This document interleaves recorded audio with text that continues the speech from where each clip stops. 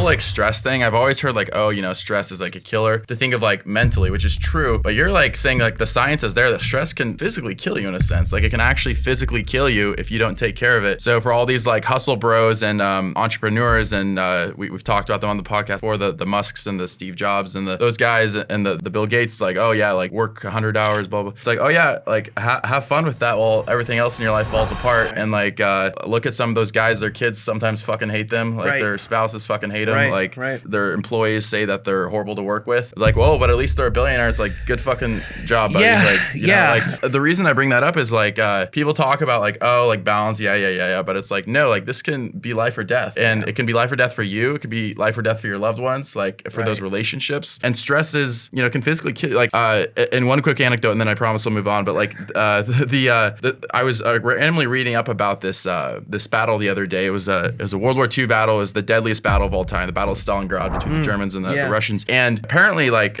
something around, there were like around 2.5 million casualties. Like the worst, most casualty-ridden battle of all time. Arguably the turning point of World War II. But the reason I bring this up is because apparently I was reading that like you'd think, oh, the generals who aren't doing the fighting, like they wouldn't be physically affected. But actually, the generals in Stalingrad, because of stress, were suffering so much physical pain. Like apparently, one of the Russian generals, his hands had to be bandaged because he was riddled with eczema to the point where his like skin was like just almost like crawling. Like, and the German general, there was something wrong with him, I forget. And then the other Russian general that launched the counteroffensive that won the battle and saved the day, like I think General Zhukov, he was suffering some kind of physical ailment that was all stress induced. Yeah. And so the reason I bring this up is because like you can only put off like, oh, like I'll take care of that like mental like stuff like later, like all the holistic, people, oh, that holistic hippie crap. Like it's like, no, like that's gonna like kill you one day. Like that will kill you. For sure. I mean, just looking back, and again, I'm not a millionaire or billionaire, so maybe I'm doing it wrong. Who knows? But the way I think about it is that like if you can run a 6-minute mile, some people, but you're running a marathon, some people are gonna look at you and be like, dude, why are you sandbagging it? Yeah. Like you can run. I've seen you run a 6-minute mile. Why are you running an 8:30? And you're like, I get that. I can go faster, but in mile 7 and mile 10 and mile 14, I'm gonna burn out. I can't run that fast for that long. And it's kind of a similar approach. It's like it's not sandbagging. It's just sort of like looking to the long run and trying to do as best as you can and work as fast as you can, but sustainably for the long run. And just on the last point that you mentioned, something about eczema, kind of interestingly enough, eczema is like an autoimmune kind of response. It's like an autoimmune disorder. There's a lot of these. Lyme disease is also one of those. Multiple sclerosis. There's a whole host of them, and it seems like they're becoming more prevalent. Like I know multiple people. Like they're making a comeback in like in a bad way. Yeah. Like I know people my age that have come down with like multiple sclerosis or have been